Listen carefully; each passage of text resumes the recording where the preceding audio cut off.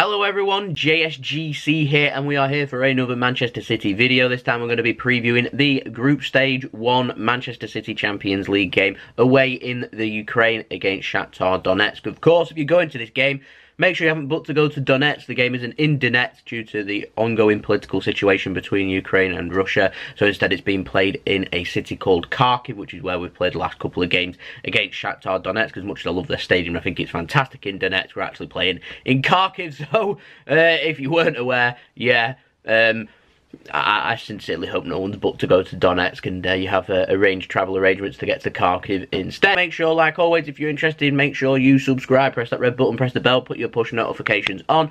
You can go and check out my social media links, which you can find in the description below and popping up on screen if you want to go and follow me on Twitter and Instagram. Make sure you leave your thoughts in the comments below. Always means a lot to hear what you think. Don't forget, leave your score and team prediction and leave a thumbs up if you enjoy this video. So we're going to crack on with the video and we're going to be talking first about our opposition. Of course, Shakhtar Donetsk, who are currently first in the Ukrainian league after 7 games, winning all 7 of their games. Very positive start for them. They're averaging scoring more than 3 goals a game too. Won their last game at home 4-3 against Zoya at the weekend. They've got lots of Brazilian quality in their team. One of their most dangerous players coming in the form of Taison, of course, who City have faced before. They're going to play with no fear. They've got nothing to lose here. First game, everything to play for in the Ukraine. Difficult stadium, difficult environment, difficult culture for City to compete with. Our furthest out travelling as well. It's going to be a difficult game, not taking this for granted, particularly with City on the back of a loss, coming here thinking that they need to try and get a response and try and pick up a positive result. And let's not forget,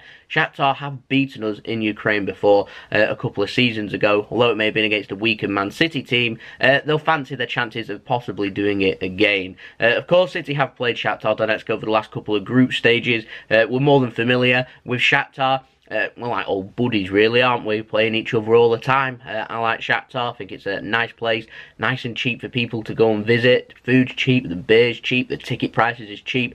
Absolutely fantastic. Anyone going to the game, make sure you do enjoy it. Very nice place, the Ukraine. But like I said, City, familiar team for us to have faced, so we've got some background knowledge on Shakhtar. We know what to expect in this game, so no excuses really here. We know what they're going to do. We know what to expect. We're looking to here to try and pick up the 3 points to get our Champions League campaign off to a strong start. Of course, last season we lost our first game against Lyon at home, put us under pressure, was always needing to respond, was always needing to get the results to try and get through, get qualification and try and seal first place. So you're always looking to get off to a strong as possible start. And going away from home in the furthest distance to travel for us would be a great start to the Champions League campaign. Now, of course, for Man City, we're looking to bounce back. It's good that we're playing every 3 or 4 days, particularly when we lose. We lost against Norwich 3-2, really disappointing, lost that. Man City are needing a response. We're not in Premier League action, which to me is a good thing here. We're in a different competition, a clean slate. We know what to expect. We've played Shakhtar before. Get the job done, pick up the win. I think it's going to be an entertaining game. It's going to be a good goal-scoring game, considering both sides like to attack and both sides like to score goals. I'm not sure if that's necessarily a good thing for Man City or not, considering how shaky our defence has been, but I do suspect that there might be 1 or 2 changes in defence to try and cope with everything that is happening. Now, of course, Man City... could this finally be our year in Europe? Could it? Could it not? I don't know. Obviously, with the Premier League, not the ideal start that we was looking for. Looking to play 5, win 5. Of course, that hasn't happened. So we're always looking to try and respond. Yeah.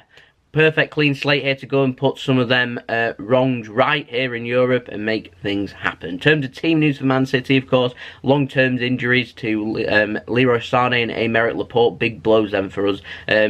Will we have Mendy back? I'm not too sure if we'll be seeing him in this game. I don't imagine City will try and rush him back. But we have got Gabriel Jesus back, which is good. Zinchenko will more than likely be starting in this game. He wanted to start last year. He was disappointed. He brought all of his family members and friends to the game, to a match that he didn't feature in, and I imagine he was very disappointed. I think he did feature in the match in Manchester, but he'll want to do it in his native Ukraine. He does play in the Ukrainian national team, so it will be nice, and I suspect that Zinchenko will more than likely be starting in this game. Will we be seeing Nicolas Otamendi starting in this game? I'm not sure we'll be seeing that Stones and Otamendi partnership. I did make a note.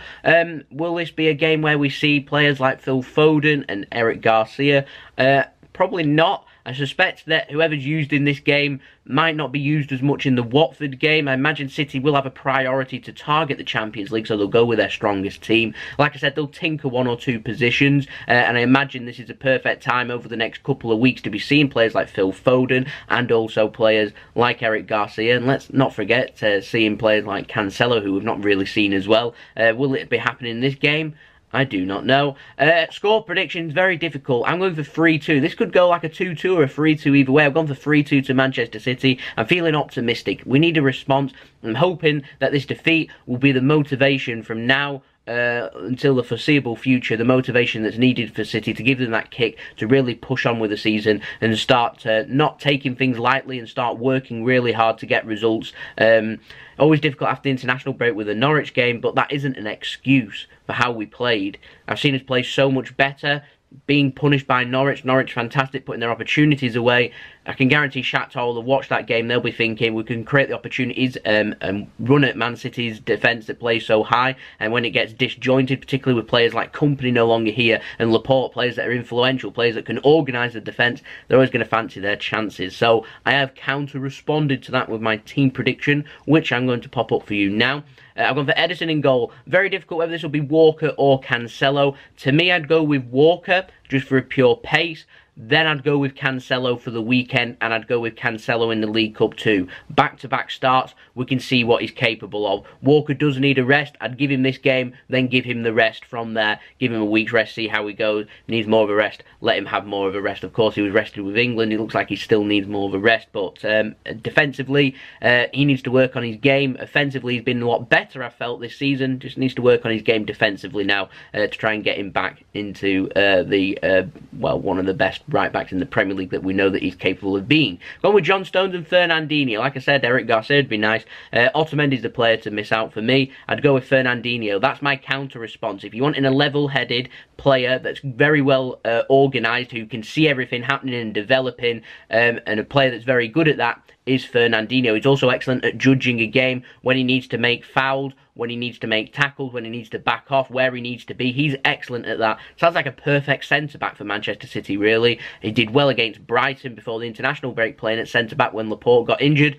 I'd go with him here. Fernandinho, when I see him in the team, makes me feel better. Don't know about you, but he does make me feel better. Gone for native Zinchenko to be starting at left-back like we've seen. If Mendy's fit, he might start. Considering he wasn't on the bench, I'm not too sure he'll be starting in this game. Gone with Rodri, De Bruyne and David Silva. To me, De Bruyne has to be starting every important game. When we're needing results, De Bruyne has to be starting. He's a fantastic player. I know we don't want to burn him out, and he's played for Belgium over the international break, but De Bruyne needs to be starting. He can make things happen. Rodri's settling in nicely. David Silva, could we see Phil Foden? Could it be Gundogan? You tell me. I've just gone for David Silva. Gone for Bernardo Silva, Raheem Sterling and Gabriel Jesus. I wouldn't rule out Riyad Mahrez and Raheem Sterling starting, or possibly Bernardo and Riyad Mahrez. Mahrez could well come into this game. I've gone with Bernardo and Raheem Sterling, just purely because they're starting in the last game, and I know Pep does like Bernardo Silva and Raheem Sterling, but would not surprise me one bit if we do see Riyad Mahrez starting in this game. Take your pick between Aguero and Jesus. With Jesus coming back, I've got a feeling he might start in this game. I don't know why, I've just got an inkling that he might. Aguero did score in his last game though, so it won't surprise me again. It's all about matter of opinions. Whilst we've got some injury crises in some areas, we haven't in others, so you've got top class players missing out on positions, which is just how it is at Manchester City. So yeah, please let me know your team and score predictions in the comments below. Like I said, games in Kharkiv, not Donetsk. Cheap place for people to visit, beer, food, everything. If you want to go and enjoy yourself and you can get some time off and go and visit, then feel free. I'm not sure if the game's sold out or not. You probably have to go and check online. But I think it's going to be a good game, a high-scoring game. 8 PM, British summertime kickoff time, Wednesday the 18th of September. Champions League, match day 1, group stages, looking for a response needed after losing to Norwich City. Hopefully we can get that in this game. So there we go, that's been the video. Hope you enjoyed the video. If you enjoyed this video, make sure you leave a thumbs up so I know that you enjoyed this video. Make sure you leave your thoughts, your score and team predictions in the comments below. Subscribe if you're new around here, press that red button, press the bell, put your push notifications on. Go check out my social media links, my Twitter and Instagram, which you can find in the description below and popping up on screen too if you want to go and follow me on there. And I'll see you all again for the analysis, which will be up the day after the game, with fingers crossed City's first win in the Champions League for this campaign, get the ball rolling and move on from that disappointing Norwich defeat. So I've been JSGC. I hope you all have a wonderful rest of your day. Peace. Ciao for now.